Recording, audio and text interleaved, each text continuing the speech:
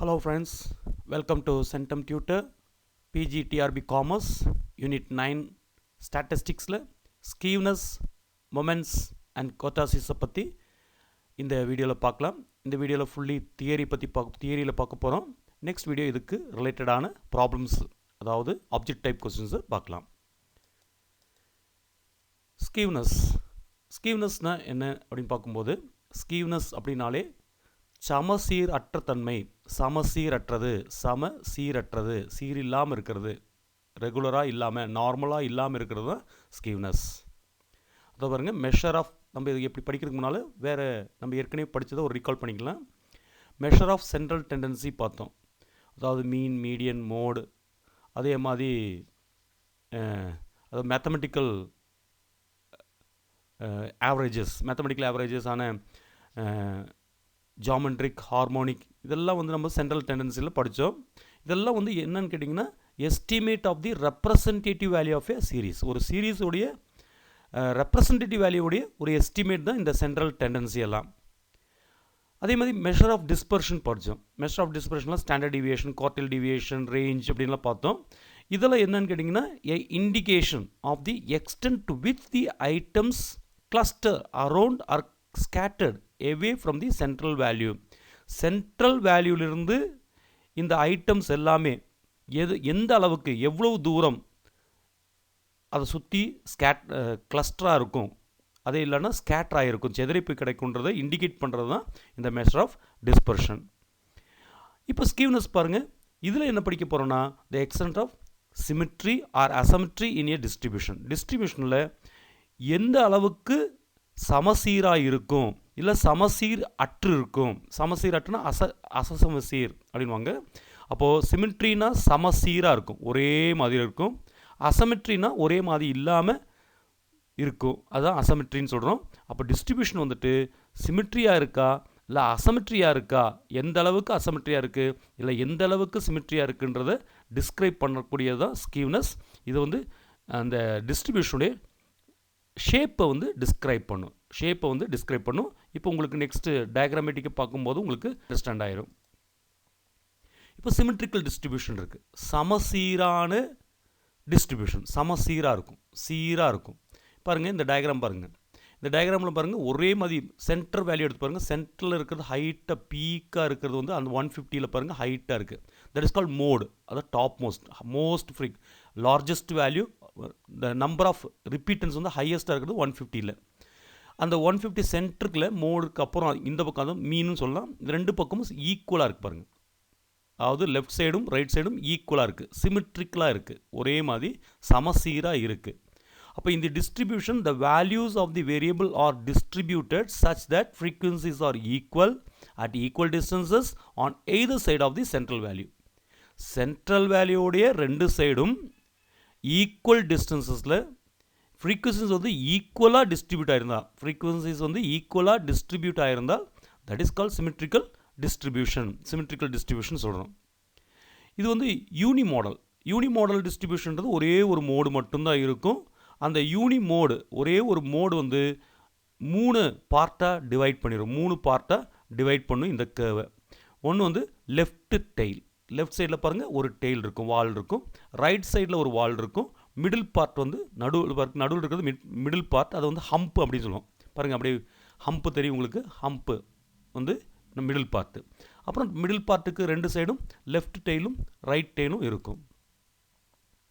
இந்த ரெண்டு டெயிலும் பாருங்கள், இதில் ஈக்குவல் இன் லென்த்தாக இருக்குது. ரெண்டு சைடும், அந்த மிடிலுக்கு ரெண்டு சைடும் ஈக்குவல் இன் லென்த்தாக இருக்குது. That the reason is called normal curve.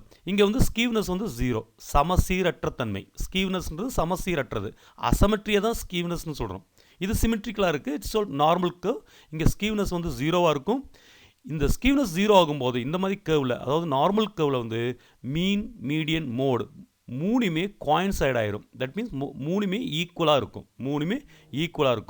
அதேமாதிரி தேர்ட் குவார்ட்டர் மைனஸ் மீடியனும் is equal to median minus first குவார்ட்டரும் ஈக்குவலாக இருக்கும். இதுதான் நார்மல் கர்வோடைய கண்டிஷன். அப்போ நார்மல் கர்வ்ன்றது இங்கே வந்து ரெண்டு டெயிலும் மிடில் பார்ட்லேருந்து ரெண்டு சைடு இருக்கக்கூடிய லெஃப்ட் டெயிலும் ரைட் டெயிலும் ஈக்குவல் இன் லென்த்தாக இருக்கும். அப்போ ஒரே மாதிரி இருக்கனால ஸ்கீவ்னஸ் கிடையாது. ஸ்கீவ்னஸ் வந்து 0வாக மாறிடும். அதாவது சீர்மைத்தன்மை அற்ற தன்மை, சீர்மைத்தன்மை வந்து இருக்கும், சீர்மைத்தன்மை இருக்கும். ஸ்கீவ்னஸ்னால் சீர்மைத்தன்மை அற்றது வந்து 0வாக இருக்கும். இங்கே வந்து மீன், மீடியன், மோடு மூணுமே ஈக்குவல் ஆயிரும், எல்லாமே கோயின்சைட் ஆயிரும். இதுதான் இந்த நார்மல் சிமெட்ரிக்கல் டிஸ்ட்ரிபியூஷன் கர்வோடைய ப்ராப்பர்ட்டி. நல்லா கவனிச்சுக்கோங்க. இதில் வந்து எப்படி வேணாலும் கொஸ்டின் கேட்கலாம். பாருங்க, பாசிட்டிவ் ஸ்கீவ்னஸ். இப்போ அசிமெட்ரிக்கல் டிஸ்ட்ரிபியூஷனை பற்றி பார்க்க போகிறோம். அதில் பாசிட்டிவ் ஸ்கீவ்னஸ் இருக்குது, நெகட்டிவ் ஸ்கீவ்னஸ் இருக்குது. பாசிட்டிவ் ஸ்கீவ்னஸ் பாருங்கள், அதாவது இந்த ரெண்டு சைடும் மிடில் பாருங்கள், மோடு வந்து சென்டர், மோடு வந்து சென்டர், சென்டருக்கு ரைட் சைடில் தான் மீடியனும் அதுக்கப்புறம் மீனும் இருக்கும். இதை ரைட் ஸ்கீவ்டுன்னு சொல்லுவோம், பாசிட்டிவ் ஸ்கீவ்னஸ்னுவோம். அதாவது ரைட் டெயில் வந்து லாங்கராக இருக்கு பாருங்கள், ரைட் டெயில் வந்து லாங்கராக இருக்கும் லெஃப்ட் டெயிலை விட. அதனால் இதுக்கு பேர் வந்து ஸ்கீவ் டு தி ரைட் அப்படின்னு சொல்கிறோம். ரைட் டெயில் வந்து லாங்கராக இருக்குது. இப்போ இந்த மோடு பாருங்கள், ஃபஸ்ட்டு வருது பாருங்கள், mode comes first and the median afterward. அதுக்கப்புறம் தான் மீடியன் வருது.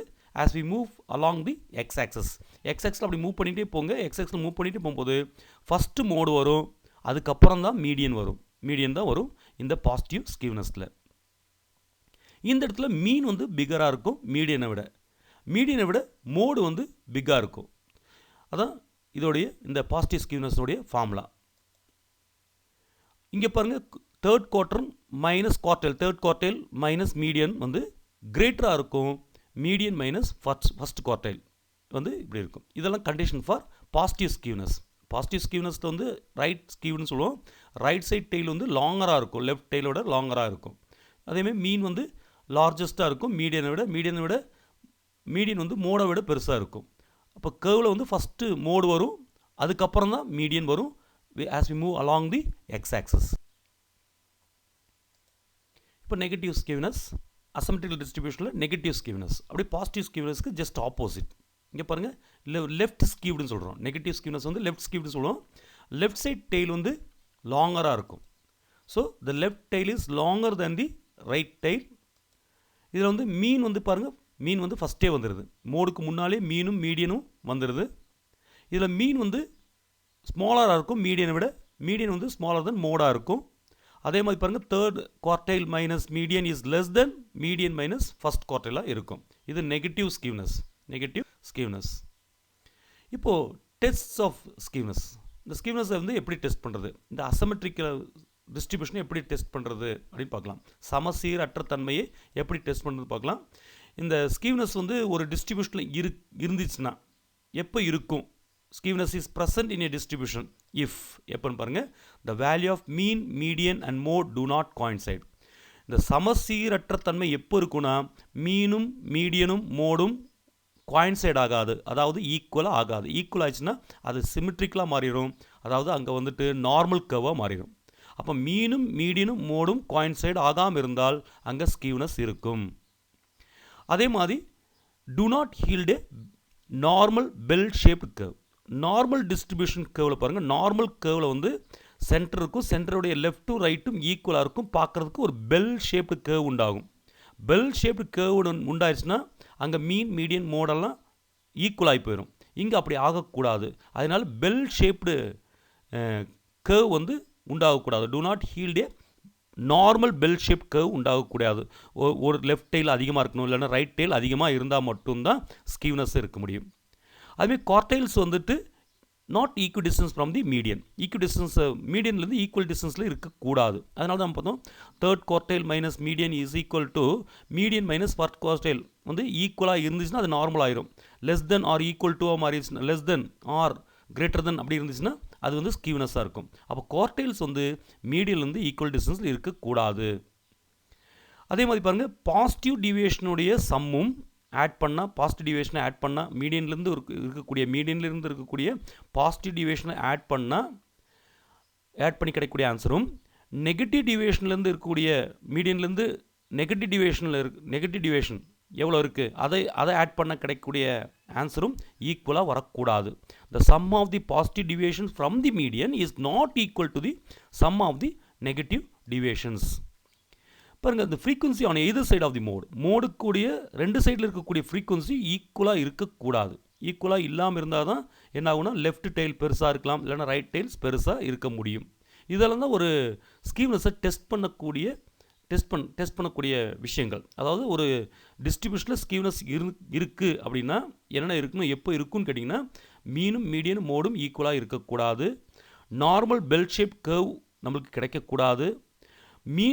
மீடியன்லேருந்து குவார்டைல்ஸ் வந்து ஈக்குவல் டிஸ்டன்ஸில் இருக்கக்கூடாது. பாசிட்டிவ் டீவியேஷனும் நெகட்டிவ் டீவியேஷனும் ஈக்குவலாக இருக்கக்கூடாது. இந்த மோடோடைய 2 சைடில் இருக்கக்கூடிய ஃப்ரீக்வன்சியும் ஈக்குவலாக இருக்கக்கூடாது. இதெல்லாம் தான் டெஸ்ட் ஃபார் ஸ்கீவ்னஸ். இப்போ ஸ்கீவ்னஸ் பாருங்கள், அசிமெட்ரிக்கல் டிஸ்ட்ரிபியூஷன் தான் சொல்கிறோம். ஆக்சுவல் லைஃப்பில் எப்படியெல்லாம் வரும் பார்க்கலாம். நம்ம பார்க்கலாம், அதாவது நேச்சர் ஆஃப் ஃபேக்டர்ஸ் பொறுத்து இருக்குது, நேச்சர் ஆஃப் திங்ஸ். இப்போ வந்து பாருங்கள், ஒரு நாட்டினுடைய இன்கம் டிஸ்ட்ரிபியூஷன் எப்படி இருக்குன்னு கேட்டிங்கன்னா பாசிட்டிவ்லி ஸ்கீவ்டாக இருக்கும். அதாவது பார்த்திங்கன்னா இந்த லோ இன்கம் குரூப் பீப்புள் வந்து அதிகமாக இருக்கிறனால அவங்களுடைய கர்வ் வந்து அந்த கர்வ் வந்து பெருசாக போகும். அப்படியே கீழே போக சின்னதாக ரைட் சைடில் கம்மியாகிட்டே போகும். அதாவது இந்த லோவர் இன்கம் குரூப்பு அதிகமாக இருக்கிறனால அந்த ஃபஸ்ட்டு ஸ்டார்டிங்கில் வந்து ஹையஸ்ட் பீக்கப் போய் அப்புறம் ரைட் சைடு போக கம்மியாகிட்டே போகும். ஹையர் இன்கம் குரூப்போட இன்கம் வந்து கம்மியாகிட்டே போகும். பாருங்கள், the distribution of income in a country of a distribution of wages in a factory are positively skewed due to greater concentration in lower income groups compared with the higher ones.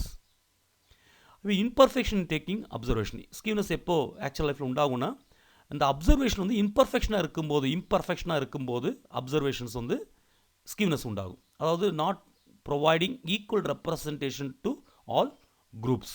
எல்லா குரூப்புக்கும் ஈக்குவலான representation கொடுக்காம நம்ம ஏதாவது டேட்டாவை நம்ம observe பண்ணால் அது imperfection சொல்கிறோம். அப்போ வந்து நம்மளுக்கு ஸ்கீவ்னஸ் உண்டாகும். இப்போ அதே மாதிரி unless the size of the sample is fairly large, the distribution is likely to be asymmetrical. The sample size வந்து biggest பெரிய சைஸாக இருந்தால் மட்டும்தான் சிமெட்ரிக்கல் உண்டாகும்.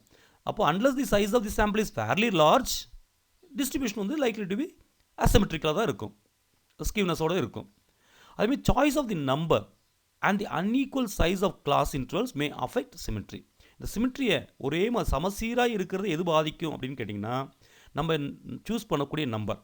அதே மாதிரி unequal size of class interval unequal சைஸாக இருந்தாலும் இந்த சிமெட்ரியை பாதிக்கும், சமசீரை பாதிக்கும், அங்கே ஸ்கீவ்னஸ் உண்டாயிரும். Unless the subject matter itself is homogeneous and in case it is heterogeneous it has been put into homogeneous group, the distribution is likely to be asymmetrical. இந்த சமசீர் இல்லாமல் அசமெட்ரிக்கலாக, அதாவது ஸ்கீவ்னஸ் எப்போ உண்டாகும்னு கேட்டிங்கன்னா, ஒரு ஹெட்ரோஜினியஸ் குரூப்பை கொண்டு போய் ஹெட்ரோஜினியஸ் ஐட்டம், ஹெட்ரோஜினியஸ்னால் டிஃப்ரெண்ட்டாக இருக்கிறது, ஹோமோஜினியஸாக சேமாக இருக்கிறது. இந்த ஹெட்ரோஜினியஸ் டிஃப்ரெண்ட்டாக இருக்கக்கூடிய இந்த ஹெட்ரோஜினியஸை கொண்டு போய் ஹோமோஜினியஸ் குரூப்பில் போய் போட்டால், ஒரே மாதிரி இருக்க குரூப்பில் போட்டுட்டால் அங்கே வந்து அசமெட்ரிக்கல் ஸ்கீவ்னஸ் உண்டாயிரும். எப்படி இந்த ஸ்கீவ்னஸை மெஷர் பண்ணுறதுன்னு பார்க்கலாம். Measures of skewness. To find out the direction and the extent of asymmetry in a series, statistical measures of skewness are employed. எப்போ இந்த statistical measures of skewness use பண்ணுவோம் அப்படின்னு கேட்டிங்கன்னா, நம்ம டைரக்ஷன் கண்டுபிடிக்கிறது, அந்த அசமெட்ரி சமசீர் அற்ற தன்மை எவ்வளோ தூரம் வரைக்கும் இருக்கும், எந்த டைரக்ஷனில் இருக்கும், லெஃப்டா ரைட்டா, அதை கண்டுபிடிக்கிறதுக்காக தான் இந்த ஸ்கீவ்னஸை எம்ப்ளாய் பண்ணுறோம். இதை வந்து இந்த மெஷர்ஸ் வந்து அப்சல்யூட்டாக இருக்கலாம், இல்லை ரிலேட்டிவாக இருக்கலாம். அப்சல்யூட் வேல்யூவாகவும் இருக்கலாம், இல்லைனா ஒப்பிட்டு பார்க்கக்கூடிய ரிலேட்டிவ் வேல்யூவாகவும் இருக்கலாம். துல்லியமாகவும் இருக்கலாம், இல்லை ஒப்பிட்டு பார்க்கக்கூடியதாகவும் இருக்கலாம். அப்சல்யூட்டாகவும் இருக்கலாம், ரிலேட்டிவாகவும் இருக்கலாம். ஒரு அப்சல்யூட் மெஷர்ஸாக இருந்துச்சுன்னா, ஸ்கீவ்னஸுடைய அப்சல்யூட் மெஷர்ஸ் நம்மளுக்கு என்ன சொல்லுன்னு கேட்டிங்கன்னா, எந்த அளவுக்கு இந்த அசமெட்ரி எக்ஸ்டெண்ட் ஆகிருக்கு, இந்த சமசீர் அற்ற தன்மை எவ்வளோ தூரத்துக்கு இருக்கும், இது வந்து பாசிட்டிவாக இருக்குமா இல்லை நெகட்டிவாக இருக்குமா, லெஃப்ட் சைடு வந்து டெய்ல் பெருசாக இருக்குமா, ரைட் சைடு டெய்ல் பெருசாக இருக்குமான்னு சொல்கிறது தான் இந்த அப்சல்யூட் மெஷர்ஸ் ஆஃப் ஸ்கீவ்னஸ்.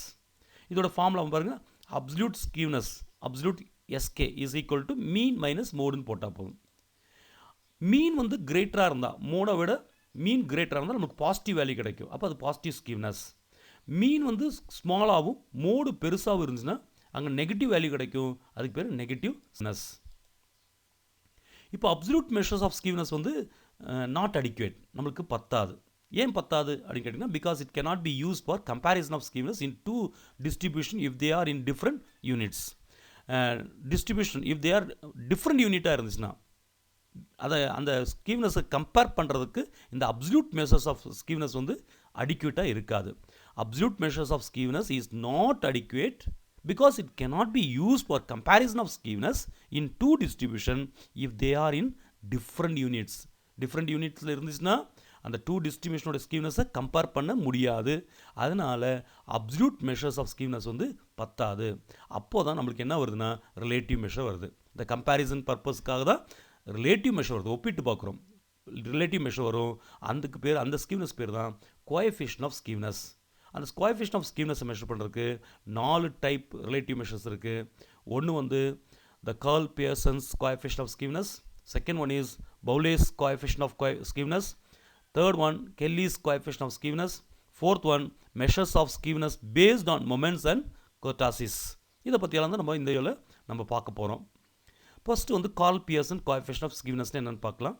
இதில் வந்து பாருங்க skewness is equal to mean minus mode divided by standard டிவியேஷனும் போடலாம். இந்த மீன் மைனஸ் மோடோடைய ஃபார்முலா நம்ம ஏற்கனவே பார்த்துருக்கோம். இந்த மீன் மைனஸ் மோடு, இந்த ரிலேஷன் பிட்வீன் மீன் மீடியன் மோடோடைய ரிலேஷன் பார்த்துருக்கோம். அப்போ மீன் மைனஸ் மோடுனா அதுக்கு பதிலாக நம்ம 3 டைம்ஸ் மீன் மைனஸ் மீடியனும் போட்டுக்கலாம். சிலப்போ மோடு கொடுக்காம மீடியன் கொடுத்தா இந்த ஃபார்முலா யூஸ் பண்ணிக்கணும். So skewness is equal to 3 times mean minus median divided by standard deviation. இதில் வந்து பாருங்கள், தியரிட்டிக்கலாக இந்த ஸ்கீவ்னஸ் வந்து லிமிட் எவ்வளோ இருக்குன்னா +or-3. ஸோ இதை you should keep it your mind. இந்த பாயிண்டெல்லாம் ஞாபகம் வச்சுக்கணும். அதேமாதிரி பாசிட்டிவ் ஸ்கீவ்னஸாக இருந்தால் மீன் வந்து கிரேட்டஸ்ட்டாக இருக்கும், மோடு வந்து லீஸ்ட்டாக இருக்கும் ஃபார் 3 மெஷர்ஸ்க்கு. நெகட்டிவ் ஸ்கீவ்னஸாக இருந்தால் மோடு வந்து மேக்ஸிமமாக இருக்கும், மீன் வந்து ஸ்மாலாக மாறிடும். அப்போ தான் நெகட்டிவ் கிடைக்கும். நம்ம ஏற்கனவே லாஸ்ட் இது ப்ரீவியஸ் பாயிண்டில் பார்த்தோம். அதேமாதிரி இந்த மீடியன் எங்கே இருக்கும் அப்படி பார்க்கணும். இது ஒரு பாயிண்ட் பாருங்கள். மீடியன் எங்கே இருக்கும் அப்படின்னு கேட்டிங்கன்னா, இந்த மாதிரி கர்வில் மீடியன் எங்கே இருக்குன்னு கேட்டிங்கன்னா, மோடுக்கும் மீனுக்கும் இடையில 2/3 ஆஃப் தி கேப்பில் இருக்கும். மோடுக்கும் மீனுக்கும் இடையில் இருக்கக்கூடிய கேப்பில் 2/3 ஆஃப் தி கேப்பில் தான் இந்த மீடியன் இருக்கும். நான் வச்சுக்கோங்க, median lies between those of mode and mean almost at a point 2/3 of the gap between mode and மீனாக இருக்கும். இப்போ பாருங்கள், ஒரு கொஸ்டினில் பாருங்கள், சம் ஒர்க் அவுட் பண்ணலாம். For a group of 10 items, ஒரு குரூப்பில் 10 ஐட்டம்ஸ் இருக்குது. Capital N is equal to 10. அதில் சம் ஆஃப் எக்ஸ் கொடுத்துருக்காங்க. சிக்மா எக்ஸ் வந்து 452, ஸ்டாண்டர்ட் டிவியேஷன் 20 அண்ட் மோடு வந்து 43.7 கொடுத்துருக்காங்க. Find the Pearsian coefficient of skewness கொடுத்துருக்காங்க. Karl Pearson coefficient of skewness கேட்டிருக்காங்க. இதில் வந்து ஃபார்முலா நமக்கு தெரியும். இங்கே ஏன்னா மீனும் மோடும் கொடுத்தனால இந்த ஃபார்முலா யூஸ் பண்ணிக்கலாம். மீன் கொடுக்கல, மீன் கண்டுபிடிக்கிறதுக்கான ஐட்டம் கொடுத்துருக்காங்க. அதாவது 10 ஐட்டம்ஸ் கொடுத்துருக்காங்க. சிக்மா எக்ஸும் கொடுத்துருக்கனால நமக்கு மீன் கண்டுபிடிச்சிடலாம். Mode is already given in the question, அதனால் ஈஸியாக கண்டுபிடிக்கலாம். ஸ்டாண்டர்ட் டிவியேஷன் கொடுத்தாங்க. இப்போ பாருங்கள், மீன் எப்படி கண்டுபிடிக்கலாம்னா sigma X divide by N, sum of all items divide by number of ஐட்டம்ஸை போட்டால் நம்மளுக்கு மீன் கிடச்சிரும். சம் ஆஃப் ஆல் ஐட்டம்ஸ் வந்து 452 கொடுத்துருக்காங்க, divide by number of item 10 கொடுத்துருக்காங்க. இதை டிவைட் பண்ணால் 45.2 வரும். இதை ஸ்கீவ்னஸ் கண்டுபிடிக்கிறதுக்கு அந்த formula, first formula mean minus mode. Mean வந்து இப்போ கண்டுபிடிச்சோம் 45.2 மைனஸ் ஸ்டாண்டர்ட் மோடு வந்து கொடுத்துருக்காங்க கொஸ்டினில் 43.7 டிவைட் பை இங்கே வந்து ஸ்டாண்டர்ட் டிவியேஷன் வந்து 20. இப்போ இது 2 மைனஸ் பண்ணால் 1.5 டிவைட் பை 20 கிடைக்கும். அதோட டிவைட் பண்ணி போட்டிங்கன்னா 0.075 கிடைக்கும். நம்மளுக்கு பாசிட்டிவ் வேல்யூ கிடைக்கும். It is a positive ஸ்கீவ்னஸ். Second question பாருங்கள். மீன் வந்து 100, மீடியன் வந்து 90, ஸ்டாண்டர்ட் டிவியேஷன் 10 கொடுத்துருக்காங்க. கோஎஃபிஷியன்ட் ஆஃப் வேரியன்ஸும் ஸ்கீவ்னஸும் கண்டுபிடிக்கணும். கோஎஃபிஷியன்ட் ஆஃப் வேரியன்ஸ்ன்றது standard deviation divide by mean into 100. இப்போ ஸ்டாண்டர்ட் டிவியேஷன் கொடுத்துருக்காங்க. அப்போ coefficient of variation CV is equal to standard deviation வந்து கொஸ்டின்லேயே கொடுத்துருக்காங்க 10 divided by mean is 100 into 100. அப்போ இந்த 100ம் கேன்சல் ஆயிரும். அப்போ கோஎஃபிஷியன்ட் ஆஃப் வேரியேஷன் வந்து 10 அப்படின்னு கிடைக்கும். ஸ்கீவ்னஸ் இஸ் ஈக்குவல் டு நமக்கு தெரியும் 3 times mean minus median divide by standard deviation. இங்கே மீனும் மீடியன் கொடுத்தோம்னா இந்த ஃபார்முலா யூஸ் பண்ணுறோம். இதை மீனும் மோடும் கொடுத்தோம்னா மீன் மைனஸ் மோடு மட்டும் போட்டால் போதும். இங்கே மீடியன் கொடுத்தனால 3 டைம்ஸ் மீன் மைனஸ் மீடியன். இதில் சப்ஸ்டியூட் பண்ணி பாருங்கள். 3 டைம்ஸ் மீன் வந்து 100 minus median is 90 divide by standard deviation is 10. இப்போது 100லேருந்து 90 மைனஸ் பண்ணால் 10 கிடைக்கும். அப்போ 3 × 10 டிவைட் பை 10 கிடைக்கும். அந்த 10ம் கேன்சல் பண்ணிடலாம், பாக்கி 3 கிடைக்கும். +3 தான் இங்கே ஸ்கிஸ். கொஸ்டின் நம்பர் 3 பாருங்கள். Given mean 50, coefficient of variation வந்து 40% கொடுத்துருக்காங்க. ஸ்கீவ்னஸ் வந்து -0.4 கொடுத்துருக்காங்க, நெகட்டிவ் ஸ்கீவ்னஸ். ஸ்டாண்டர்ட் டிவியேஷனும் மோடும் கேட்டிருக்காங்க. இதில் பாருங்கள், கோஎஃபிஷியன்ட் ஆஃப் வேரியேஷனோட ஃபார்முலா வந்து standard deviation by mean into 100. இப்போது இதில் பாருங்கள், கோஎஃபிஷியன்ட் ஆஃப் வேரியேஷன் வந்து 40%. 40 is equal to standard deviation நம்ம கண்டுபிடிக்கணும். SD அப்படியே போடலாம். டிவைட் பை மீன் வந்து 15 கொடுத்துருக்காங்க இன்ட்டு 100. இந்த 50யும் 100யும் 2 டைம்ஸ் கேன்சல் பண்ணிடலாம். அப்போ 40 is equal to SD into 2, standard deviation into 2. இப்போ நம்ம கண்டுபிடிக்க வேண்டிய ஸ்டாண்டர்ட் டிவியேஷன். அப்போ ஸ்டாண்டர்ட் டிவியேஷன் லெஃப்ட் சைடில் அப்படியே வச்சு ரைட் சைடு அப்படியே வச்சுட்டு இந்த 2 வந்து மல்டிப்ளாக இருக்குது லெஃப்ட் சைடு கொண்டு போயிடலாம். அப்போ 40/2 ஆயிரும். அப்போ ஸ்டாண்டர்ட் டிவியேஷன் இஸ் 20 அப்படின்னு கிடைக்கும். இப்போ அடுத்து நம்ம கண்டுபிடிக்க வேண்டியது skewness. Skewness is equal to mean minus mode divided by standard deviation. நம்ம கண்டுபிடிக்க வேண்டியது மோடு தான் கேட்டிருக்காங்க. அப்போ பாருங்க ஸ்கீவ்னஸ் வந்து -0.4னு கொடுத்துருக்காங்க is equal to mean 50 minus mode தெரியாது டிவைட் பை 20. தட் இம்ப்ளாய்ஸ் இந்த 20 வந்து நம்ம லெஃப்ட் சைட் கொண்டு போயிடலாம். அப்போ இங்கே டிவைடாக இருக்குது, அங்கே போனால் மல்டிப்ளை ஆயிரும். -0.4 × 20 is equal to 50 minus mode ஆயிரும். தட் இம்ப்ளாய்ஸ் இப்போ நம்மளுக்கு வேண்டியது வந்து என்னென்னு கேட்டால் இது ரெண்டையும் மல்டிபிள் பண்ணி போடலாம். 0.4யும் 20யும் மல்டிபிள் பண்ணால் -8 கிடைக்கும் is equal to 50 minus mode. அப்போ மோடு வந்து பாருங்கள் ரைட் சைடு இருக்கக்கூடிய அந்த மைனஸ் மோடை வந்து லெஃப்ட் சைடு கொண்டு வந்து பாசிட்டிவ் மோடு ப்ளஸ் மோடாக மாறிடும். இந்த -8 வந்து ரைட் சைடு கொண்டு போகும்போது +8 மாறும். அப்போ மோடு இஸ் ஈக்குவல் டு 50 + 8 ஆயிரும் 58. இப்போ நெக்ஸ்ட் பார்க்கலாம். Bowley's coefficient of skewness second one. Bowley's வந்துட்டு கோஎஃபிஷியன்ட் ஆஃப் ஸ்கீவ்னஸ் வந்து இன்னொரு பேருக்கு குவார்டைல் கோஎஃபிஷியன்ட் ஆஃப் ஸ்கீவ்னஸ்ன்னு இருக்குது. இது குவார்டைல் டிவியேஷன்ஸை குவார்டைல் இதை யூஸ் பண்ணுவோம். எப்போ இது யூஸ்ஃபுல்லாக இருக்குன்னு பாருங்கள். ரெண்டு கண்டிஷன்ஸ் இருக்குது. when the mode is hill defined, மோடை ப்ராப்பராக டிஃபைன் பண்ணாமல் இருந்து extreme observations are present in the data. Extreme observation டேட்டாவில் இருந்து மோடு இல் டிஃபைண்டாக இருந்தால் நம்ம இந்த பவுலிஸ் கோஎஃபிஷியன்ட் ஆஃப் ஸ்கீவ்னஸ் அதாவது குவார்டைல் கோஎஃபிஷியன்ட் ஆஃப் ஸ்கீவ்னஸை நம்ம யூஸ் பண்ணிக்கலாம். செகண்ட் வந்துட்டு when the distribution has open end classes இருந்து ஓப்பன் எண்ட் கிளாஸஸாக இருந்து அன்இக்குவல் கிளாஸ் இன்ட்ரோலாவோ இருந்தாலோ நம்ம என்ன பண்ணலான்னு கேட்டிங்கன்னா இந்த கோஎஃபிஷியன்ட் ஆஃப் ஸ்கீவ்னஸை யூஸ் பண்ணிக்கலாம்.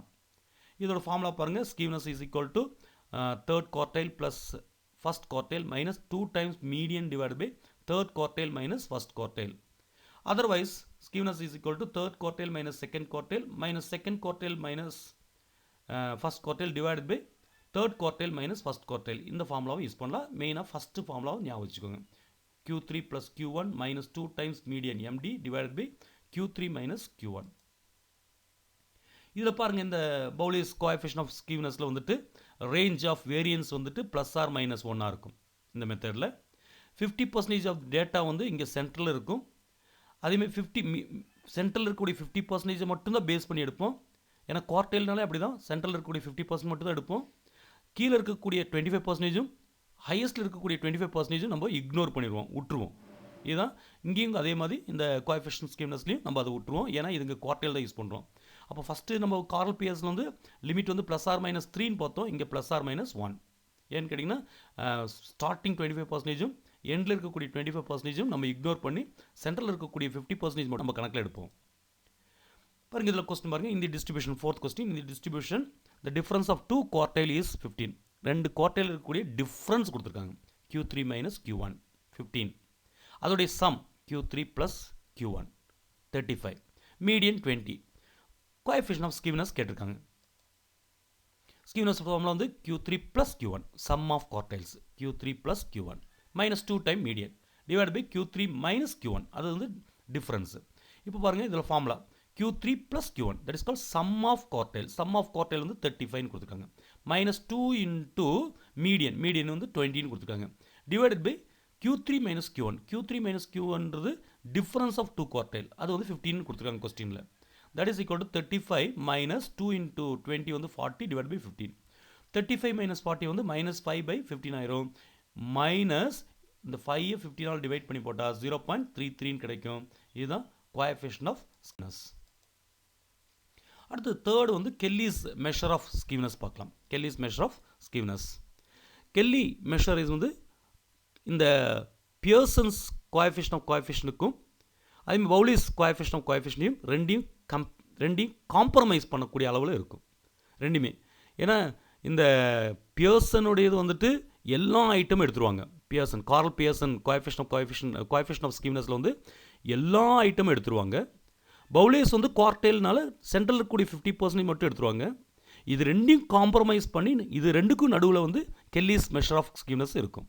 அதாவது இந்த டிஸ்ட்ரிபியூஷன் 90th பர்சன்டைலுக்கும் 10th பர்சன்டைலுக்கு இடையில இருக்கக்கூடிய டிஸ்ட்ரிபியூஷனை மட்டும் எடுப்பாங்க. அந்த பியர்சன் வந்துட்டு கால் பியர்சன்ஸ் வந்துட்டு ஃபுல்லாக ஆல் ஐட்டம்ஸ் எடுத்தாங்க. பவுலிஸ் வந்து ஒன்லி சென்ட்ரல் 50%. ஆனால் வந்து இந்த கெல்லி பாருங்கள் 19th and 90th and 10th பர்சன்டைலுக்கு இடையில இருக்கிறது மட்டும் கன்சிடர் பண்ணுவாங்க. அப்போ ரெண்டையும் காம்ப்ரமைஸ் பண்ணியிருக்கும். ஒரு ஃபார்முலா பாருங்கள், SK is equal to skewness is equal to D9 plus D1 minus 2 times D5 divided by D9 minus D1. அதாவது 90th percentile plus 10th percentile minus 2 times 50, அதாவது centre median 50th percentile divided by 90 percentile minus 10th percentile. இதுதான் formula for finding the skewness in Kelly's method. இப்போ formula பாருங்கள், question அந்த formula use பண்ணி எப்படி போடலாம், calculate the percentile coefficient of skewness. So Kelly's இன்னொரு பேர் வந்துட்டு percentile coefficient of skewness.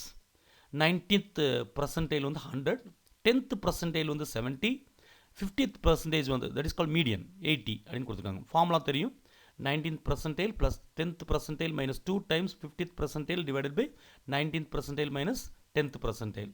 So இதில் எல்லாமே சப்ஸ்டியூட் பண்ணுங்க. 19th percentile 100 plus 10th percentile 70 minus 2 times 50th percentile 80 divided by 19th percentile 100 minus 10th percentile 70. அப்போ 100 அப்படியே போடலாம், ப்ளஸ் 70 அப்படியே போடலாம், minus 2 into 80 minus 160 by 100 minus 70 வந்து 30. இப்போ வந்து என்ன பண்ணலான்னா இந்த 100ஐயும் 70 ஆட் பண்ணால் 170 கிடைக்கும். 170லேருந்து 160 மைனஸ் பண்ணால் 10 கிடைக்கும். 10 by 30 that is equal to plus 0.33 கிடைக்கும். இப்போ மொமெண்ட்ஸ் பற்றி பார்க்கலாம். மொமெண்ட்ஸை பற்றி மொமெண்ட் அப்படின்னா நம்ம ஃபிசிக்ஸில் மெக்கானிக்ஸில் turning or the rotating effect of a force.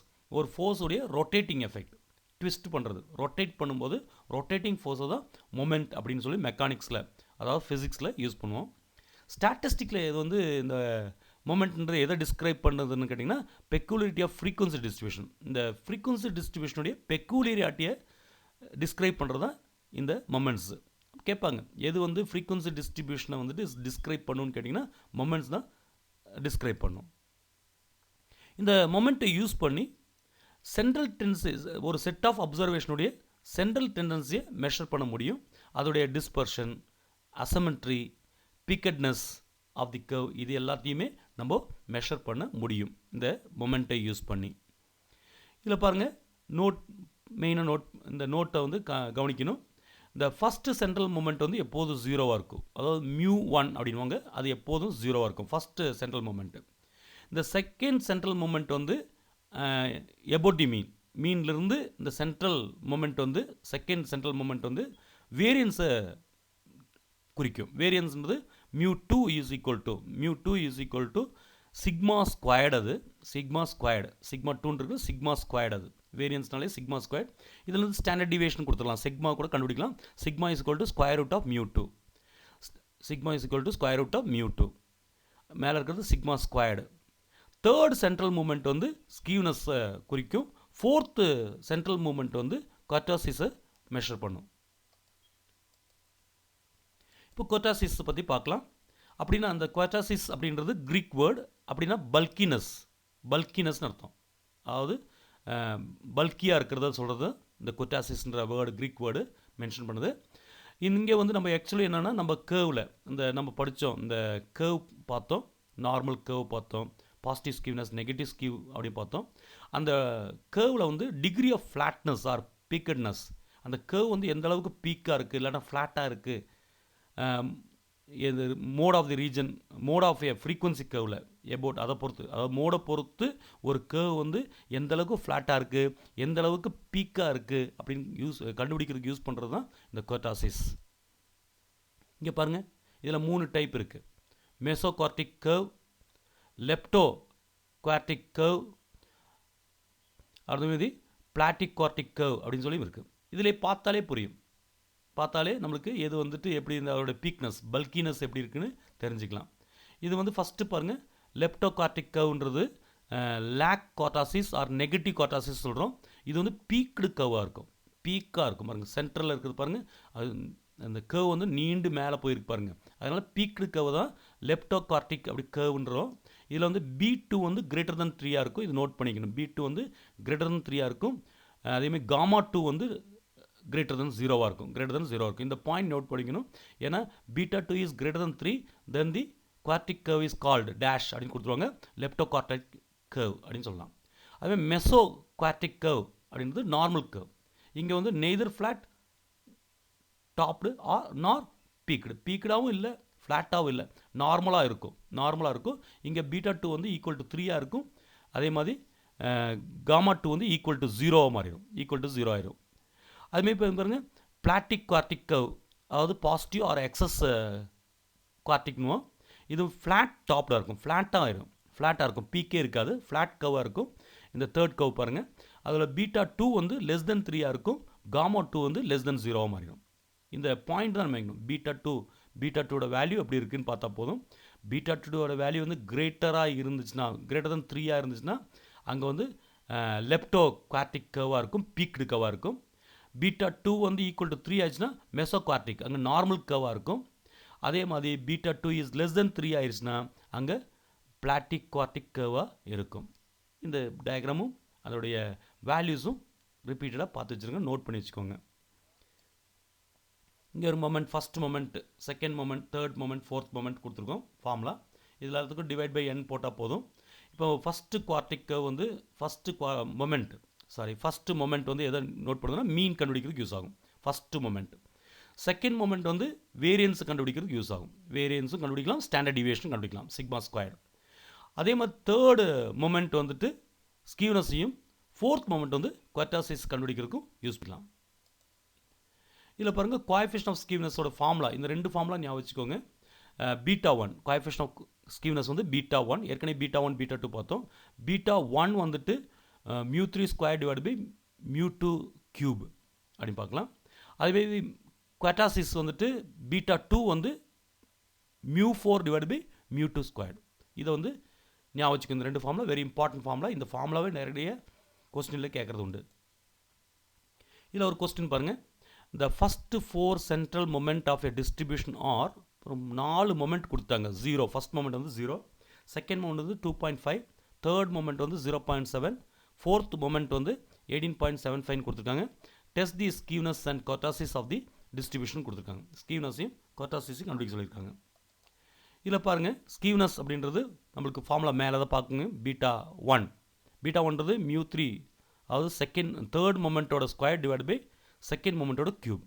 அப்போ தேர்ட் மொமெண்ட் வந்து இங்கே பார்த்தீங்கன்னா தேர்ட் மொமெண்ட் வந்து 0.7, அதோட square divided by third moment வந்துட்டு அதேமாதிரி டிவைட் பை செகண்ட் மொமெண்ட் வந்து 2.5 அதோட கியூப். அப்போது 0.7 ஸ்கொயர் வந்து 0.49 வரும், divide by 2.5 cube 2.5 into 2.5 into 2.5 வந்து 15.625 வரும். இது ரெண்டு டிவைட் பண்ணி போட்டால் ப்ளஸ் 0.031 கிடைக்கும் ஸ்கீவ்னஸ். அந்த ஃபார்முலா தான் வெரி இம்பார்ட்டன்ட். அதுமாதிரி பாருங்கள் குவார்டாசிஸ் வந்துட்டு என்னன்னு ஃபார்முலா பாருங்கள். ஃபோர்த் மொமெண்ட் வந்து இங்கே வந்து 18.75, மேலே ஃபார்முலா பாருங்கள் beta 2, அதான் குவார்டாசிஸ், beta 2 தான் குவார்டாசிஸ். mu4 வந்து இங்கே 18.75 டிவைடட் பை கீழே வந்து பாருங்கள் mu squared the whole square, mu2 squared, mu2ன்றது செகண்ட் மொமெண்ட் வந்து 2.5 இருக்குது, 2.5 ஸ்கொயர்டு. அப்போ 18.75 டிவைடட் பை 2.5 இன்ட்டு 2.5 வந்து 6.25 கிடைக்கும். இதை டிவைட் பண்ணால் 3 கிடைக்கும்.